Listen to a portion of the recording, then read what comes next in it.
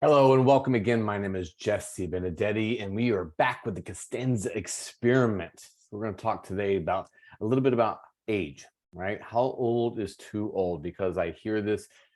If any of you know my past, I've for 15 plus years, I was a professional dancer, teacher, instructor, coach, choreographer, all that other stuff. Then I went into fitness, and both fields are perfect because they're very related as far as how many what the excuses I hear, right? Because they're both skills. You have to have skills to dance, you have to have skills to work out, but they're also skills that you can learn. There are also things that you can work on. Some people start earlier, some people start later. It doesn't matter. So we're going to talk today about one of the number one things I've heard about fitness and dance, right? It was the same thing, both of them. I will start by telling you one thing. The number one, without a doubt, thing that I hear from people once they do get started. I don't care if you're 25, 52, or 92. The number one thing I hear from everybody is the only regret that they ever have is they never started earlier. It doesn't matter what age they were. It doesn't matter if you're 20 years old, they wish they would have started earlier. It doesn't matter if they're 15, they wish they would have started earlier. It doesn't matter if you're 95, they wish they would have started earlier, because the benefits that you get from doing fitness, whether it's in dancing, whether it's working out, things like that, nutrition, the benefits that you get literally take you back in time. They reverse everything so that you feel younger, you look younger, all of these great things. So let's get into this. Let's dive into it. When you're doing this, I want you to understand something. I want you to change your mindset. If you can start by changing your mindset just a little bit, we'll talk about this more in a minute, but if you can change your mindset, stop thinking about all the things that you've ever thought all the years. Try to open your mind up a little bit. Stop thinking about all the things you've heard. Stop thinking about all the things that you've looked at, and just try to open your mind up a little bit more. And it's like learning a language. When you learn a language, how old is it to learn a new language, right? This is the language of the body, which is so important for everything, the body, the mind, because there's so many empirical studies that are out there, research studies that are out there that show if you work out consistently, if you eat well, if you do all of these things consistently, then you will think better, be stronger, mentally focused. Then you also have a lot of other longevity things that we'll talk about in just a second. So how old is too old? Well, it's right there. It's an excuse, right? We all have excuses when we don't want to do something. And I'm a big one about this.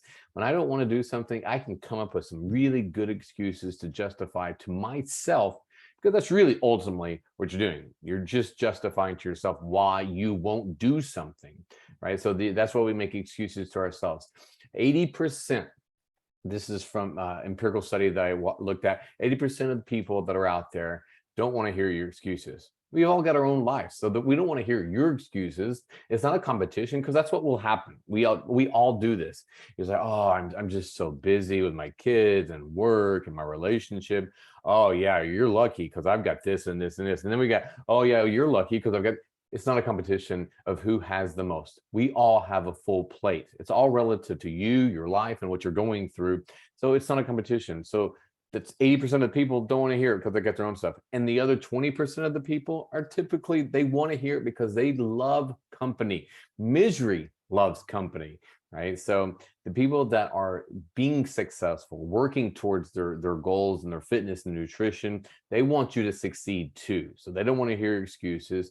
Now, I give them to myself, I give them to other people, and that's what we get in the habit of doing. So let's try to see if we can stop that a little bit. So what we're going to talk about is we're going to talk about some of the more popular excuses. And now, what is too old? That's part of an excuse, and they can go under. They can be subtopic under any or all of what we're about to talk about now. But these are some of the most common excuses where they all go back to. So they tie into it.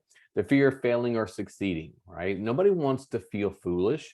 So it's a lot of people, they would much rather just not even start, not even try, because it's a lot better to not fear or have that fear of failure, right? It's a lot easier for people to sit there and wonder what if their entire life than going out there and possibly failing at something and possibly being laughed at and possibly looking foolish. Here's the thing. I'm going to give you a little insider tip.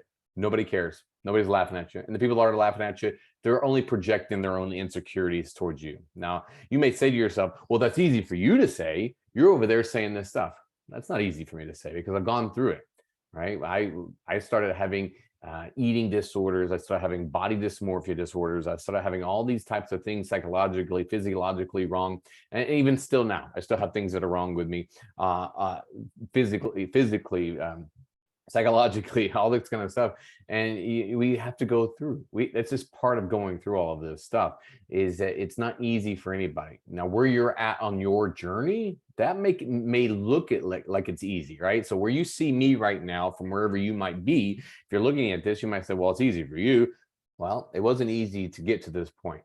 That's all we have to understand. If we can just meet on something in the middle, right? We're all on common ground, that we all start from a position where it wasn't easy and it's not easy, and we're going to go through all of this stuff. And we'll talk about more of the fear of failure. And it's the same thing with the succeeding, right? A lot of people, they succeed and they're like, oh my God, it took a lot. This is what I see the most common out of a 90-day challenge, right? Is that they rock that 90-day challenge up because it was something that was not sustainable, something that maybe wasn't healthy, but it was trying to jumpstart their motivation, jumpstart their metabolism, jumpstart their focus.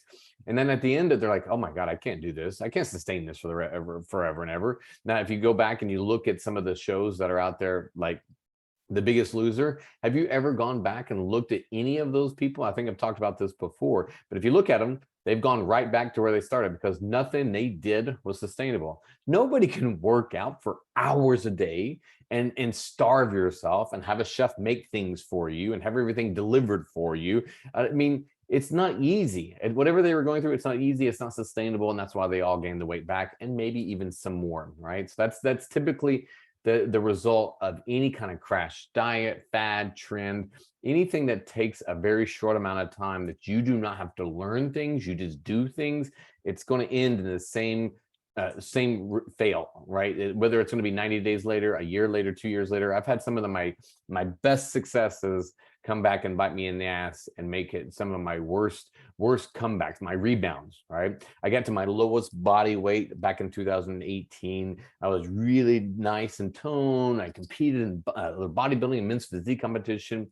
And within a week, I had put on 20 pounds, and then it just kind of went from there. So it's the rebound if you do not learn how to do these things. So that's what we have to understand as you're going through this. It's a process. If you're looking to get to one destination instead of being on a journey of having some lifestyle changes, then you're setting yourself up for a lifetime of frustration because there's no immediate gratification. The immediate gratification is you're going to change your life and you're going to feel better about it. You're going to think better about it. You're going to do better. You're going to act better. You're going to be a better role model for your children. I mean, it's endless. So that's one excuse. Next popular one is lack of motivation. Well, let me give you an insider pro tip on this one too, or a little bit of a peek behind the curtains. Motivation is only temporary. It runs out. I promise you. I went to the gym today, and it was almost like pulling teeth, right? And it's been like that for a long time, back and forth. Some days I feel motivated. If I'm motivated a third of the time, then I feel like we're all good. What we forget in this day of digital social media and everything is right there at the click of a button. So we see everybody's peak, or we see everybody's high moment, or they're just excited. Like one of the things I used to say for people when I'm demonstrating an exercise, they're like, wow, you make it look so easy. It's always easy to make it look easy. If you're doing one rep of something, right? If you're doing it for 5 seconds, it's hard to sustain something over time. And it's the same thing with motivation. If you rely purely on motivation, you are setting yourself up for failure. That's exactly right. Look at January 1st. January 1st of every new year, we're all motivated. This is the year I'm changing everything. And what happens by February 1st? Or down in the tubes, right? Lack of motivation, because the motivation will eventually expire. There is expiration date on all motivation. And then what are you left with? You're left with the skills and the discipline that you've built, right? So it's not going to all happen at once, but we've got to stop comparing ourselves to other people and what we see, right? If you only see me at my highest points, my most excited points, then you're going to think that I'm like that all the time. I'm not. I'm not, right? When you see me and I'm excited, or I'm talking really fast, or I'm pumped up, and that short glimpse into my life, especially with the social media, when you put on a show just for that short glimpse. You see a lot of these people behind the scenes, and they're not the same person, right? They have body issues, they have psychological issues. We're all struggling. So I'm going to tell you right now, I used to think, right, this is part of the Costanza experiment, going and just being vulnerable with everything. I used to think that there's something wrong with me if I'm not motivated all the time. Why don't I have the right motivation? Why don't I have this? Why? Because motivation wears out, right? And the same motivation won't motivate you eventually, because if you stay consistent long enough, guess what? You're going to achieve the goals that you set out to achieve. I'll flash back to when I was a professional dancer. My biggest goal when I first started out was to be invited to the World Championships that were held in Blackpool, England. It was by invitation only at the time, and only the top couples, top 6 to 8 couples, got invited every single year. That was my drive. I mean, that was my motivation right there, and that kept me pretty solidly motivated for a good 10, 11 years. And then I got invited, and we did really, really well. I remembered coming back on the flight home, turning it to my partner and saying, now what? The motivation was gone. So what was I going to do again? I was lost. I didn't know what to do. I didn't know how to get remotivated again. If you do not set yourself up for continual progress, then you're going to be stuck in the same place. Motivation may last for a long time. That lasted for a long time. Now you have your highs and your lows, your ebbs and your flows, and all that kind of good stuff. But you have to understand, motivation will run out, and then you're going to be left with the habits that you've built during that time. Another one is procrastination. Let me just tell you right now, we all procrastinate. And if you think that you're special because you procrastinate, everybody procrastinates. Now, what habits that you built is going to determine how much you procrastinate. So we're all going to get on the same page here. We all procrastinate, right? So if I say, raise your hand if you procrastinate, everybody's raising their hand, because we all do, so to some degree or another. Some of us do to the detriment of our health, our mental health, our physical health, and we procrastinate so much that we cost ourselves our health, right? So procrastination is another popular one. Low self-esteem. I'm guilty of all of these, right? I'm guilty of every single one, including low self-esteem. People look at the fit people, and they look at them and say, well, how can you have so low self-esteem? Look at you. Do you know, even as a fitness professional, even as a professional dancer, even as anything, no matter how high you get in your life, there's always somebody that you're going to look up to. There's always somebody that you're going to think, well, why can't it be like that? I just want to be like that. We all have different levels. We're all on different journeys. That's why you don't want to compare yourself to others. I have low self-esteem. You're going to have low self-esteem. It's about what we do with these excuses. It's not that we just have, we're not special because we have the excuses. What makes us special is what we do with the excuses. Another one is going to be lack of accountability, right? So there's nobody around. So we've all heard that popular saying, or that, it's not what you do when everybody's watching, it's what you do when people aren't watching. And that's the same idea, but we need to be accountable to somebody. And sometimes it's ourselves, but we don't want to take those actions. If you talk to 10 people out of a day, typically 9.5 out of those 10 people are going to tell you reasons of why they're not getting anything done.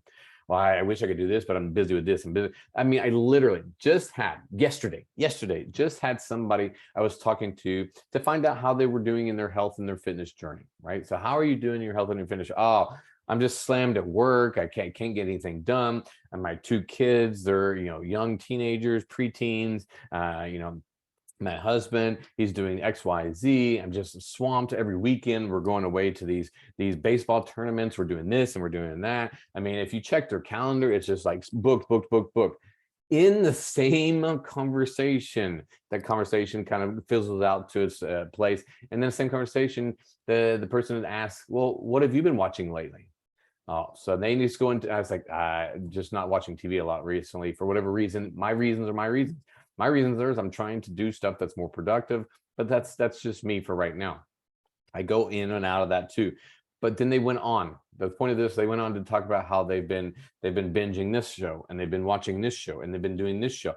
I mean, it's kind of like you can't have both, right? You can't be so busy that you can't do anything, but then you can watch all these shows. And that's what the deal is, and that's what the problem is that we have our priorities. It's not it's not that we don't have time. It's just that we don't have enough time to get motivated, and we don't have enough time to feel motivated, and we don't have enough time to do this and enough time. And we think in our minds that we've already created this whole big thing of, well, if I'm going to work out, I've got to do this, and it's going to take this amount of time. We all associate it with things that have happened in the past and how badly it's been to us in the past, right? So if you've gone through this 90-day boot camp or 90-day challenge and you got great results, and in your mind you think, realistically, that's what you think you have to do. You have a way that you know what works for you, right? We've all said that. We've all said, this is what works for me. This is what works for me. No, that worked for you at that moment, and it was temporary, a temporary fix. It was a Band-Aid on a massive wound. And what happens after that? Then you're left with what you have, and you have bad experiences, so you don't want to go again. And now in your mind, you think that's what equals good health, good fitness, good discipline. You've got to start dialing it back a little bit, re-look at everything. So we're going to talk a little bit about mindset shift, right? If you can change how you see things, perceive things, then your reality becomes different. And this is what I've been working on a lot this year specifically, is looking at things differently, looking at something and thinking to myself, where did I learn that? Why do I feel that way? Why am I doing that? And you say, well, I don't have enough time to think about it. I'm so busy. Well, how about this? Instead of watching that next Netflix series, how about just take 30 minutes and sit there and think about some of the issues holding you back from meeting your goals, right? So, or while you're on Facebook later on today, why don't you just sit there and think a little bit instead? While you're scrolling through Instagram, or maybe just turn me off right now and just think, right? So just do that. My feelings aren't going to hurt if you're going to actually do something that's going to be productive for your life. I want you to do this. It's about shifting the shapes of what your mind and what you've grasped and where your associations are with stuff, right? So a lot of us get so intimidated. We don't want to start working it because we think everybody else is so far ahead of us. I continually go through that uncomfortable feeling. That uncomfortable feeling means that you're improving. It doesn't mean that you're failing. We are all improving if you want to. So let's talk about what ifs. What if, instead of thinking, I'm afraid to fail, or I'm too old, or I'm too young, or I'm too unhealthy, or my needs are too bad, what if you just thought to yourself, failing is actually part of succeeding? What if you thought to yourself, failing was actually part of succeeding? That's interesting. Did you know that people who succeed fail more than people that don't succeed? The only difference is they keep trying, right? So it doesn't matter. I used to have this thing I would talk about with all of my dance students, all my fitness people, but it's dance students because we used to compete and things like that. And I would say this to even my own partners professionally. It's just a matter of time. The life is a game of attrition. If you just keep going, other people's desires will die off. Other people's motivation will die off. Other people's discipline will die off. If you can just keep going, one foot in front of the other, you will succeed more than 99% of people out there. That's why people that work out consistently and have good nutrition consistently are part of the 1%ers, right? 1% of the 1% of the 1% even, because that's what it takes, is just not giving up. It's not failure unless you quit. So what if you looked at every failure as, wow, I'm taking one step closer? Let's look at it as like a math problem, right? So you have X number of failures equals success. Out of everything that you're going to do, every goal that you set up, you have to set X is going to equal some number. It doesn't matter what it is. For me, I had to fail for 11 years before I succeeded in my dancing. Right. And what was success to me? Going to that stuff in Blackpool, winning a championship, doing this, because I had won along the way before that point, but that wasn't in my mind. So you have to first of all, you have to understand what success looks like to you, right? We have all of these things that are out there. What's success? What's failure? What's this? What's that? Well, we need to define those and what they mean to you, not somebody else's definition. How I see failure is not going to be how you see failure, right? And how I see success is not how you see success. So what if we started thinking about using excuses as your built-in motivation? So every time that you come up with an excuse, you use that, you flip it, right? So if I say, I'm too old, then you think to yourself, well, how can that be motivation to me? You think, well, If I can still move, I'm not too old to start working out. I'm not too old to start getting in better shape.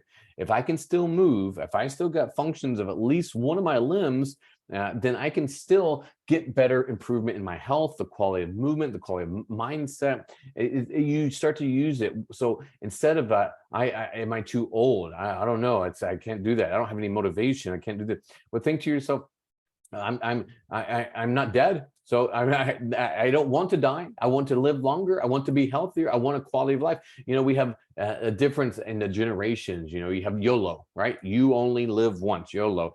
But that is supposed to make you think that you're supposed to party all the time. You're supposed to go on vacations all the time. You're supposed to stop and smell the roses. You're supposed to work less. It can mean anything for anybody. You only live once, but they left out the part where you only live once with good quality or bad quality, because one way or the other, you're going to have to watch after your health, right?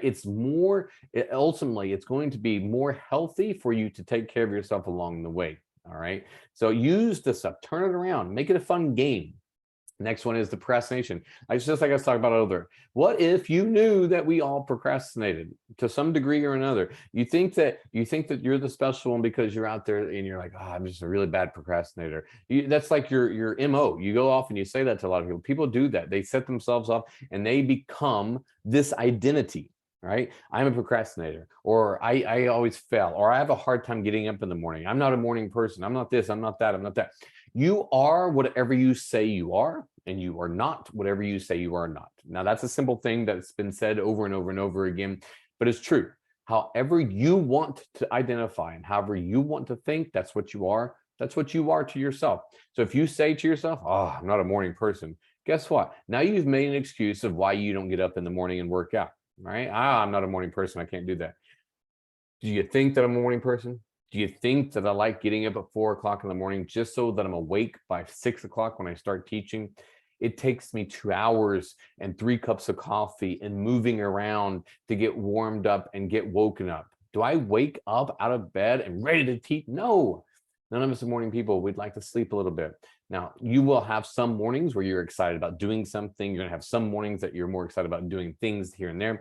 You can say, I'm not a night person. I'm not this person. I'm not that person. Yet, you can be whatever you want to be. I've had people that I've had clients that I've worked with. And when I first started working with them, they have told me verbatim, I'm not a morning person. You'll never see me in the gym at 6 o'clock in the morning. You'll never see me working out at 6 o'clock in the morning. Now, it took 2, 3, 4 years. And eventually, guess what? They are the most consistently attending people to my classes, right? If you stick with it, you can become whatever you want to become to reach whatever goal that you want to reach if it's important enough to you. So don't hang your hat on I'm a procrastinator and think that it's a great thing. We all procrastinate, right? So it's not making it special to do that. Doing anything relatively well builds self-esteem. Oh, let me fix that real quick as we're going through. See, it's live, right? So it's live to see what we're doing right in the moment. There we go. All right, doing anything related. Oh, see, that's the thing. This is part of that wonderful thing that it's no perfection. I could cut this out, or I could keep it there, or I could just remember what I wrote. That'd be fine. Doing anything related will build self-esteem, right? So the what if, changing your mindset, doing anything related to fitness, nutrition, it will build your self-esteem. So I want you to understand that if you get up every day and sometime throughout the day you do 5 push-ups, you do 5 squats, you walk for 30 minutes. If you do that every day, it will build your self-esteem, right? This isn't which goes first, the cart before the horse before the cart, chicken before the egg. This isn't that puzzle. This isn't tricky. Your self-esteem comes from doing things. You don't all of a sudden just have high self-esteem and you go out and you do things. Those people don't exist. Now, you may see that because of how you feel, so you project your insecurities on other things, and that's okay. But I understand something. If you want better self-esteem, do things that are going to get you better self-esteem, going and working out, moving for 5 minutes a day. It doesn't have to be something. It's just a little bit of something, just here and there. Another one, lack of responsibility equals lack of power and control. So we reverse everything. So what if you knew that your accountability also meant that it takes away your power? It takes away the control that you have on your life. Do you like outside circumstances dictating what you get in your life, right? We don't like that. You don't like people telling you what to do. You know, even if somebody's right and they tell you what to do, you'll rebel. We have that rebellion inside of us. That's what binging and purging, and that's what it is. It's our body rebelling to try to, oh, you said I can't eat this. I'm going to eat this, and I'm going to eat it more. You said I have to work out. I'm not going to work out. None of us like to be told what to do, right? We don't like to lose that autonomy where we have to give away our power and our control of ourselves. By working out, by being consistent with your fitness, being consistent with your nutrition, you take that back. You take the power back. You take the self-control back. So I don't see that. I don't know how that happens. That's just doing something like do it and see. Do it for 90 days, just consistently, not a lot, just consistently, and see if your mindset changes and all of that. All right. So as we move along, I want you to understand just less than 3% of your day, it can give you 100% of your goals. What I mean by that is that if you work out for 45 minutes a day, that's less than 3% of your day. Less than 3%, 2 point blah, blah, blah, blah, whatever it is, right? So let's just round it, say 3%. 97% of the rest of your day, you can use whatever excuse you want to. Just give yourself 3%. 3%, right? So as you're going through all of that stuff, stop measuring your progress based on somebody else's journey. Don't look at me and think to yourself, oh, I can't get to where he's at. No, you can't, not right now, because I've been working for decades to get where I'm at, right? Just like I'm working on stuff. I'm working on computer programming. I'm working on trying to figure out technology better. I'm working on languages. I'm working on a lot of stuff right now. But would I try to compare myself and think, I'll never get as good as, so-and-so who's been doing this for the last 25 years? If I did that, then I'm just basically fishing for excuses. So I have a reason to give up, right? They didn't learn it overnight. So I'm not going to learn it, and you're not going to learn it, but get out there and do it. We all have that problem. We all feel very insecure where we go. We get intimidated. The gym is a good place to think about this, right? A lot of people, me, other people, women, men, it doesn't matter. We're intimidated to go to the gym because we don't know what to do. We think that everybody's watching us. We're afraid of getting hit on. We're afraid that we're going to get hurt. We're afraid we're not going to be motivated. We're afraid people are going to laugh at us. We're afraid of a lot of stuff. Fear, right? Fear of failure, fear of success. We're afraid of a lot of stuff. But let me just tell you, there's nobody in there that doesn't have the same fears. And the people that you think look the most confident are the most scared. The people that are going to help you the most are the most secure.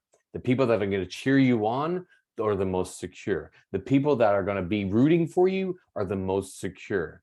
So you don't hear from the people that are out there helping you and wanting the people that you're afraid of are the ones that are afraid of themselves, right? I promise you, if you can go into the mindset of thinking, don't be afraid of the other people's, because they're only projecting their own insecurities. So when people talk to me and they're saying, well, you're overdoing it, you're overworking, you're going too crazy, you're doing this, that is your assessment of my life. Last I looked, you don't have a right to assess what's going on in my life. Just like I don't have a right to assess what's going on in life. If you want to do what you want to do and you're happy with it, that's fine. That's okay. And it's the same thing. So don't let other people's fears, right? We have enough of our own fears. Don't let other people's fears get in the way of your progress. And so you'll get a lot better. So just think to yourself, how old is too old, right? How old is it to work out? How old is it to learn a new language? Because this is what you're doing. You're learning a new body language. If you were 70 years old and you told somebody, I'm gonna learn Spanish. Oh, that's great. That is great. Well, why wouldn't it be great if I'm 70 years old, I'm going to learn how to work out. I'm going to learn how to eat better. Why? Why do we have such set ideas on how things have to be? Just ask yourself, why? What is too old to do anything? Because that's all you're doing is you're bettering your life. You're bettering yourself. You want self-care, self-love. You want that. It's not getting a manicure. It's not getting a pedicure. It's not getting a massage. Those are good things for rehab, recovery, mental freshness, mental clarity. But you really want self-love, you go through the tough love and you go through and you work out a little bit. You go through and you eat better. You're going to feel better. Excuse me. You're going to look better. You're going to act better. You're going to have a better quality of life. So when you're asking yourself, is it too old to work out? Ask yourself, well, is it too old to have a better quality of life? Is it too old to have a better quality of health? Is it too old to feel proud of yourself? Is it too old to feel a sense of achievement? Is it too old to feel a sense of accomplishment? Is it too old to feel and look younger? No, right? So you can answer your own questions by just thinking differently. Your mindset needs to change. My mindset changes. Yours can change also. And just as a nice little bonus feature today, I want you to see a little client highlight of mine so you can see. All right, this is Barb. Barb is 70 years old. I've been virtually training her for the last good part of a year right now. And we came together, and you can see right now how Barb is agile. Now you look at her and you're like, wow, that's good for her, but I can't do that stuff. Guess what? Everything that I'm going to show you right now is stuff that she did not think that she could do either. She came into our training initially and she believed, I can't do side planks. I can't do things that are holding on to a nice ottoman. Just showing you also how virtual training is wonderfully done the entire time through. I can't do, look at this, kip ups, pressing down, assisted kip ups right here, bringing those knees in. This is what 70 looks like, right? These are nice little glutes, just for fun, so we can see little glute explosiveness. This is a nice little functional training here. Like, well, what is, it's just to see that we can do stuff sometimes. It's to work on those muscles and to work on everything. Look at that, toes to the weight, coming back up and back down again, right? So most of us can't do some of these things at half that age, a third of that age, working, no hands coming up from the ground, sitting back down again. Look at that, working down those beast positions, those little kickouts coming through there, shoulder mobility, quality of fitness. Now, did all of this stuff just happen? No. Look at it. This one's one of my more favorites here. A little roll back from the squat. We roll over. You'll see a little pulling yourself forward. Now, do you think Barb feels not empowered? Do you feel that she's worried about falling down and having to use life alert? I've fallen and I can't get up. Now, I say that in a joking fashion, but it's nothing to joke about, right? It's nothing to joke about, because we are going to get to that place where you have to understand it's age. Age doesn't mean anything. What you do with what you have in your life, that's up to you. I'm going to tell you right now, if you just need some motivation, reach out. If you need some confidence, reach out. If you have some questions about anything, reach out, right? We all are going to go through this journey together. The more of us that can get on this journey together, the more of us can have a good time. We can encourage each other instead of being out there and wanting other people to fail, so we don't feel bad about ourselves. So instead of projecting our insecurities, let's just start assessing ourselves. Everybody else has got their own stuff to deal with. Let's deal with our own stuff. All right. So if you have any questions, you have any comments, you have any concerns, you can reach out. Otherwise, I'll be here again, coming back at you with some Costanza experiment. Let me know how you're doing in your Costanza experiment. If you're doing something, what you've been turning around, what you've been thinking about, what you've been working on. Love to hear from you. I'll talk to you again soon. Have a good rest of your day. Peace out.